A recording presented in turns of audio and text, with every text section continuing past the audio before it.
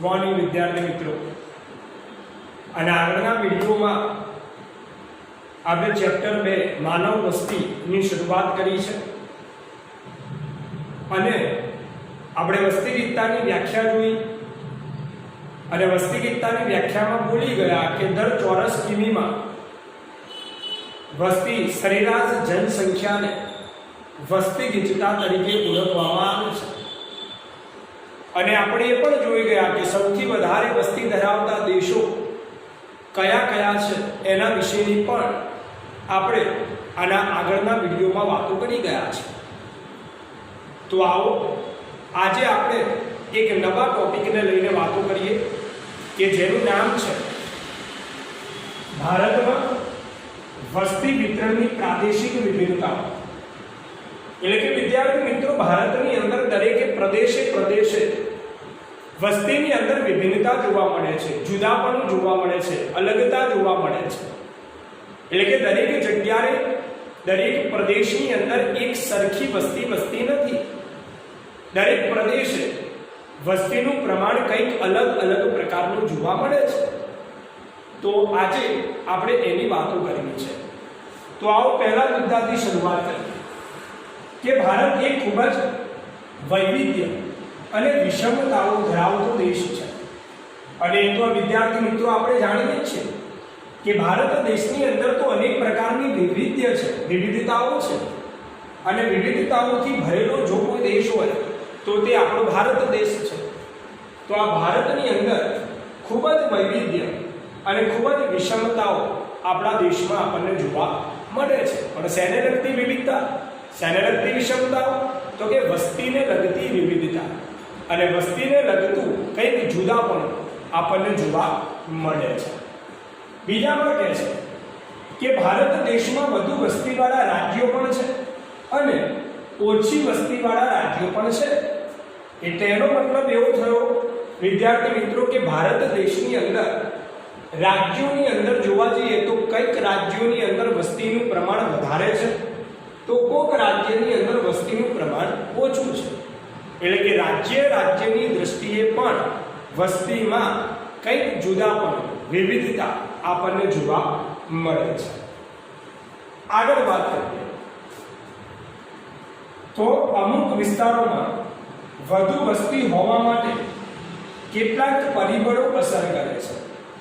એટલે એનો મતલબ એમ થયો કે અમુક રાજ્યોમાં વસ્તીનું પ્રમાણ વધારે છે તો અમુક રાજ્યોમાં વસ્તીનું પ્રમાણ ઓછું છે। પણ એ વસ્તીનું પ્રમાણ વધારે અને ઓછું છે એના માટે અમુક કારણો છે, અમુક રીઝન બતાવ્યા છે કે ભાઈ દરેક જગ્યાએ એક સરખી વસ્તી નથી। પણ કેમ એક રાજ્યમાં વધારે વસ્તી વધે, બીજા રાજ્યની અંદર ઓછી વસ્તી વસે? તો કારણ તો હોવું જોઈએ ને। તો એનું સૌથી મોટામાં મોટું કારણ આપણને બતાવ્યું છે અને જે કહે છે કે તેમાંનું એક મહત્વનું કારણ છે કુદરતી સંસાધનોની પ્રાપ્યતા। વિદ્યાર્થી મિત્રો, મેં તમને ગઈકાલે પણ સમજાવ્યું હતું કે સંસાધન એટલે શું? તો બોલી ગયા હતા આપણે કે માણસ એ પોતાની જરૂરિયાતોને પૂરી કરવા માટે જે કુદરતી વસ્તુઓનો ઉપયોગ કરે છે તે બધું જ આપણા માટે સંસાધન છે। તો હવે બિલકુલ સ્વાભાવિક વસ્તુ છે કે જે જગ્યાએ સંસાધનો વધારે ત્યાં વસ્તીનું પ્રમાણ વધારે અને જ્યાં સંસાધનો ઓછા ત્યાં વસ્તીનું પ્રમાણ ઓછું જોવા મળે છે। તો એનો મતલબ એમ થયો કે સંસાધનો જ્યાં હશે ત્યાં વસ્તીનું પ્રમાણ વધારે છે અને જ્યાં સંસાધનો નથી ત્યાં વસ્તીનું પ્રમાણ ઓછું છે।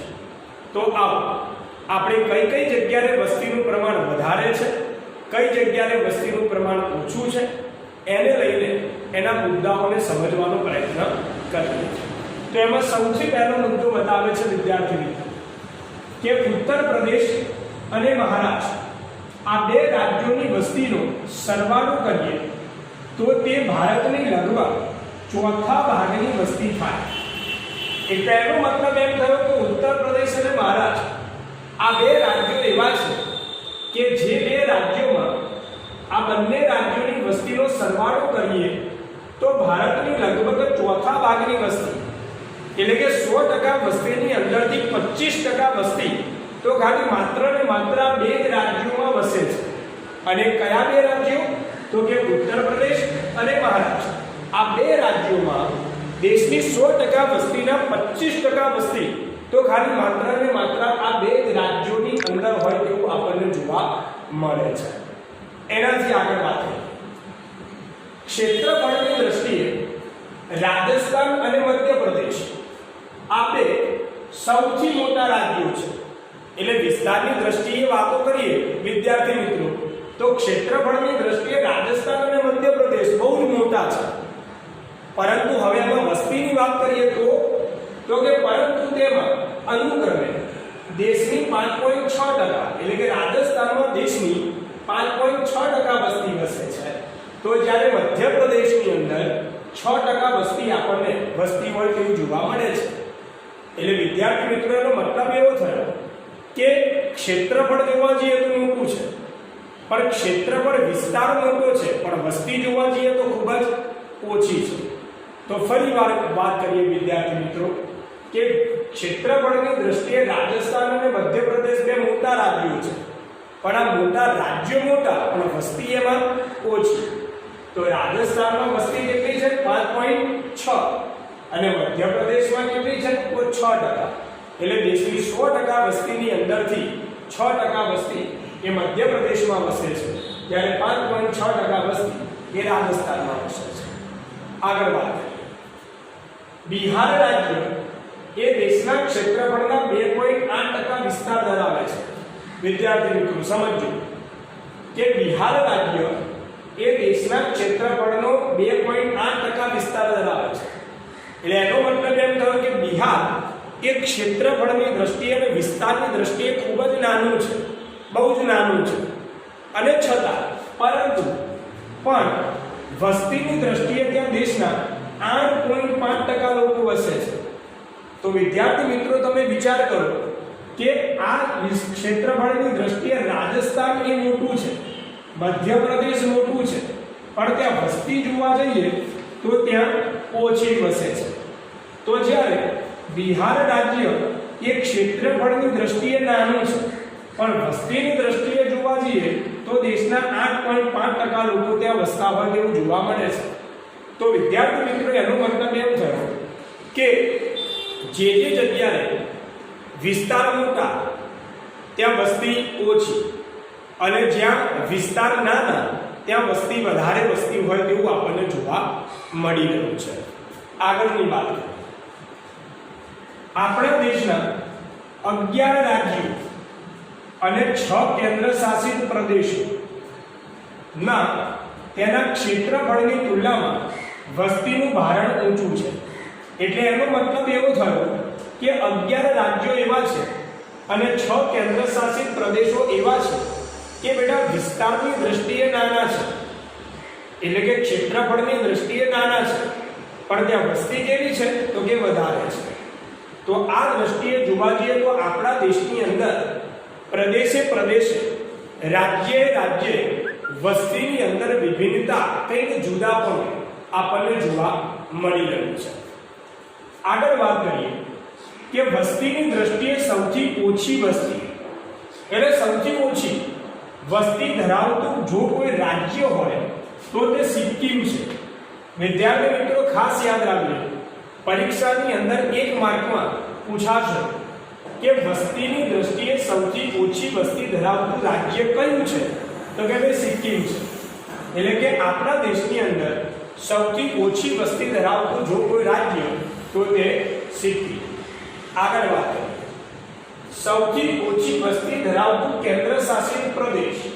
વિદ્યાર્થી મિત્રો રાજ્ય પૂછાય તો સિક્કિમ અને કેન્દ્ર શાસિત પ્રદેશ પૂછાય તો શું આવશે? લક્ષદ્વીપ. કેન્દ્ર શાસિત પ્રદેશ લક્ષદ્વીપ છે. રાજ્ય પૂછાય તો સિક્કિમ અને કેન્દ્ર શાસિત પ્રદેશ પૂછાય તો લક્ષદ્વીપ. એટલે કે લક્ષદ્વીપની અંદર પણ વસ્તીનું પ્રમાણ આપણને ઓછું જોવા મળે છે. આગળ વાત કરીએ. આપણા દેશમાં સરેરાશ વસ્તી ગીચતા 382 છે. સરેરાશ વસ્તી ગીચતા એટલે પ્રત્યેક ચોરસ કિલોમીટર દીઠ આપણા દેશમાં કેટલા લોકો વસે છે? તો કે 382 લોકો વસે છે. એટલે પ્રત્યેક ચોરસ કિલોમીટર હોય એ પ્રત્યેક ચોરસ કિલોમીટરના વિસ્તારની અંદર જોવા જઈએ તો 382 વ્યક્તિઓ રહેતા હોય તેવું જોવા મળે. તો ફરીવાર કે આપણા દેશની સરેરાશ વસ્તી ગીચતા 382 છે વિદ્યાર્થી મિત્રો. આગળ અરુણાચલ પ્રદેશની વસ્તી ગીચતા માત્ર 17 છે. બોલ, તો અરુણાચલ પ્રદેશની અંદર પ્રત્યેક ચોરસ કિલોમીટરની અંદર ખાલી માત્ર ને માત્ર 17 જ જણા રહે છે. તો ત્યાં વસ્તી ગીચતા બહુ ઓછી છે. તો કહેવાનો મતલબ એવો છે કે ક્યાંક વસ્તીનું પ્રમાણ વધારે તો ક્યાંક ઓછું. ફરીવાર વિદ્યાર્થી મિત્રો કે આપણા દેશની સરેરાશ વસ્તી ગીચતા એટલે પ્રત્યેક ચોરસ કિલોમીટરની અંદર વસતા લોકોની વસ્તી 382 છે. તેમાં પણ અરુણાચલ પ્રદેશ તેની અંદર વસ્તીની ગીચતા માત્ર ને માત્ર 17, એટલે કે પ્રત્યેક ચોરસ કિલોમીટરમાં 17 જ જણા રહે છે. તો જ્યારે દિલ્હીની વાત કરીએ તો જ્યારે દિલ્હીમાં સૌથી વધુ વસ્તી ગીચતા 11,297 છે. તો દિલ્હીની અંદર વિદ્યાર્થી મિત્રો પ્રત્યેક ચોરસ કિલોમીટરની અંદર 11,297 લોકો રહેતા હોય તેવું જોવા મળે છે. તો વિદ્યાર્થી મિત્રો એનો મતલબ એમ થયો કે ભારત દેશની અંદર તો વસ્તીની દ્રષ્ટિએ પ્રદેશે પ્રદેશે વિવિધતા છે. કોઈ રાજ્યમાં વસ્તી વધારે છે તો કોઈ રાજ્યની અંદર વસ્તી ઓછી છે. તો કોઈ રાજ્યની અંદર વસ્તી ગીચતા બહુ ઓછી છે. તો જ્યારે કોઈ રાજ્યની અંદર વસ્તી ગીચતાનું પ્રમાણ વધારે છે. તો વિદ્યાર્થી મિત્રો આ ટોપિકમાં આપણે ભારતની પ્રાદેશિક વિભિન્નતાઓનો પરિચય પ્રાપ્ત કર્યો છે. આગળનો મુદ્દો છે વિદ્યાર્થી મિત્રો જેનું નામ છે વસ્તી વધારો. તો આવો એને આપણે સમજીએ. પહેલા સૌથી પહેલા વ્યાખ્યા જોઈએ તો કીધું છે કે કોઈ પણ એક પ્રદેશમાં ચોક્કસ સમયગાળા વચ્ચે થતા જનસંખ્યાના વધારાને વસ્તી વધારો કહે છે. ફરીવાર વિદ્યાર્થી મિત્રો કોઈ એક પ્રદેશમાં એટલે કે કોઈ એક પ્રદેશ છે એ પ્રદેશમાં ચોક્કસ સમયગાળા વચ્ચે એટલે કે ચોક્કસ સમયગાળો છે અને એ સમયગાળાની વચ્ચે જનસંખ્યાના વધારાને એટલે કે જેટલી સંખ્યામાં વસ્તીમાં વધારો થાય એને વસ્તી વધારા તરીકે ઓળખવામાં આવે છે. એટલે કે વિદ્યાર્થી મિત્રો એ કહ્યું છે કે કોઈ એક પ્રદેશ એટલે કે કોઈ એક જગ્યા છે એ પ્રદેશનો ચોક્કસ સમયગાળો એટલે જેમ કે 2001 થી લઈને 2011 એક 10 વર્ષનો સમયગાળો છે. આ ચોક્કસ સમયગાળાની અંદર જેટલી પણ જનસંખ્યા એટલે કે માણસોની સંખ્યામાં વધારો થાય એને વસ્તી વધારા તરીકે ઓળખવામાં આવે છે. ફરીવાર બોલીએ છીએ વિદ્યાર્થી મિત્રો ધ્યાન રાખજો કે કોઈ એક પ્રદેશમાં ચોક્કસ સમયગાળાની વચ્ચે થતા જનસંખ્યાના વધારાને વસ્તી વધારો કહે છે. તો આવો આપણે એને સમજીએ. જેમ કે ભારતની 2011ની વસ્તી ગણતરી મુજબ 2011માં વસ્તી 121.02 કરોડ હતી. ફરીવાર વિદ્યાર્થી મિત્રો કે જ્યારે 2011માં વસ્તી ગણતરી થઈ ત્યારે 2011ની વસ્તી ગણતરી મુજબ ભારતની વસ્તી 121.02 કરોડ છે અને 2011ની વસ્તી ગણતરી મુજબ એ વખતે ભારતની વસ્તી 102.87 કરોડ છે. એટલે કે 2011માં 121.2 કરોડ અને 2001 ની અંદર 102.87 કરોડ. હવે સમજીએ. આમ 121.2 કરોડ માઈનસ 102.87 કરોડ બરાબર 18.15 કરોડ. એટલે કે 2001 થી લઈને 2011 ના 10 વર્ષના સમયગાળામાં ભારતની વસ્તી કેટલી વધી તો કે 18.15 કરોડ વધી. અને તો આ 18.15 કરોડ જે છે એને શું કહેવાય વસ્તી વધારા તરીકે ઓળખવામાં આવે છે. ફરીવાર બોલું છું વિદ્યાર્થી મિત્રો ધ્યાન રાખજો. ફરી એકવાર વ્યાખ્યા જોઈએ. કોઈ એક પ્રદેશમાં ચોક્કસ સમયગાળાની વચ્ચે થતા જનસંખ્યાના વધારાને વસ્તી વધારો કહેવાય. 2011 માં વસ્તી ગણતરી મુજબ 121.2 કરોડ વસ્તી હતી, જે 2001 માં અગાઉ થઈ ગયેલી વસ્તી ગણતરી પ્રમાણે 102.87 કરોડ હતી. તો 2011 ની વસ્તી ગણતરીને એટલે કે વસ્તીને 2001 ની વસ્તી વડે શું કરતા બાદ બાકી કરતા આપણને 18.15 કરોડ મળે. તો એટલે કે આ 10 વર્ષના સમયગાળામાં ભારતની વસ્તી 18.15 કરોડ વધી છે. તો આને વસ્તી વધારા તરીકે ઓળખવામાં આવે છે. વિદ્યાર્થી મિત્રો, આગળનો ટોપિક જોઈએ જેનું નામ છે સ્ત્રી પુરુષનું પ્રમાણ. હવે સ્ત્રી પુરુષના પ્રમાણને લઈને વાતો કરીએ તો એની પણ વ્યાખ્યા જોઈએ. એમ કહેવાય છે કે દર 1000 પુરુષોએ સ્ત્રીઓની સંખ્યાને જાતિ પ્રમાણ અથવા સ્ત્રી પુરુષ પ્રમાણ તરીકે ઓળખવામાં આવે છે. એટલે કે એકદમ સિમ્પલ છે વિદ્યાર્થી મિત્રો, 1000 પુરુષ અને આ 1000 પુરુષોની સામે જેટલી પણ સ્ત્રીઓ હોય એ સ્ત્રીઓની જે સંખ્યા એનો જે દર એને શું કહેવાય? જાતિ પ્રમાણ અથવા તો સ્ત્રી પુરુષનું પ્રમાણ તરીકે ઓળખી શકાય. આગળ વાત કરીએ. વિશ્વમાં સ્ત્રી અને પુરુષનું પ્રમાણ વચ્ચે ખૂબ જ નજીવા તફાવત સાથે પુરુષોની સંખ્યા વધારે છે. એટલે કે આખા વિશ્વની અંદર જોવા જઈએ તો પુરુષોની સરખામણીની અંદર હંમેશા સ્ત્રીઓનું પ્રમાણ ઓછું હોય તેવું આપણને જોવા મળી રહ્યું છે. આગળ જોઈએ. વિશ્વમાં દર 1000 પુરુષો દીઠ સ્ત્રીઓ 986 સ્ત્રીઓ છે. એટલે કે વિદ્યાર્થી મિત્રો યાદ રાખજો કે 1000 પુરુષો છે. આ 1000 પુરુષોની સામે સ્ત્રીઓનું પ્રમાણ ખાલી માત્ર ને માત્ર 986 છે. આને શું કહેવાય? તો કે જાતિ પ્રમાણ અથવા સ્ત્રી પુરુષનું પ્રમાણ તરીકે ઓળખી શકાય. તો આ મુદ્દો આપણી સામે સાબિત કરે છે કે વિશ્વમાં પુરુષોની તુલનામાં સ્ત્રીઓની સંખ્યા ઓછી હોય તેવું આપણને જોવા મળે છે. વિદ્યાર્થી મિત્રો, વિશ્વના કેટલાક દેશોને સ્ત્રી પુરુષના પ્રમાણની દ્રષ્ટિએ 3 વિભાગમાં આપણે વર્ગીકૃત કર્યા છે.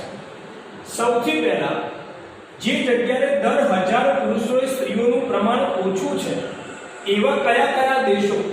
તો કે ચીન, ભારત, સુદાન, લિબિયા અને ઇજિપ્ત.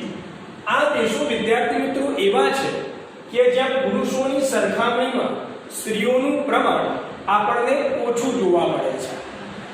બીજો ભાગ પાડ્યો છે લગભગ સમાન, એટલે કે સ્ત્રી અને પુરુષ બંનેની વસ્તી સમાન હોય એવા કયા દેશ? તો કે પેરુ, ઓસ્ટ્રેલિયા અને સ્વીડન. આ 3 દેશ એવા છે કે જે જગ્યાએ લગભગ સ્ત્રી અને પુરુષ બંનેનું પ્રમાણ એક સમાન છે. ત્રીજું જોઈએ. સ્ત્રી પુરુષોની સરખામણીમાં સ્ત્રીઓ જે વધારે છે એવા કયા દેશો? તો કે ભાઈ કેનેડા, યુએસએ, ચીલી અને આપણે સ્ત્રી અને પુરુષ બંનેનું પ્રમાણ જોયું. આને જોતા એમ લાગે છે કે પુરુષોની સરખામણીમાં સ્ત્રીઓનું પ્રમાણ ઓછું છે. તો હવે પુરુષોની સરખામણીમાં સ્ત્રીઓનું પ્રમાણ ઓછું કેમ છે, એની પાછળના કયા કારણો છે એની ચર્ચા હવે પછીના વિડીયોમાં આપણે કરીશું.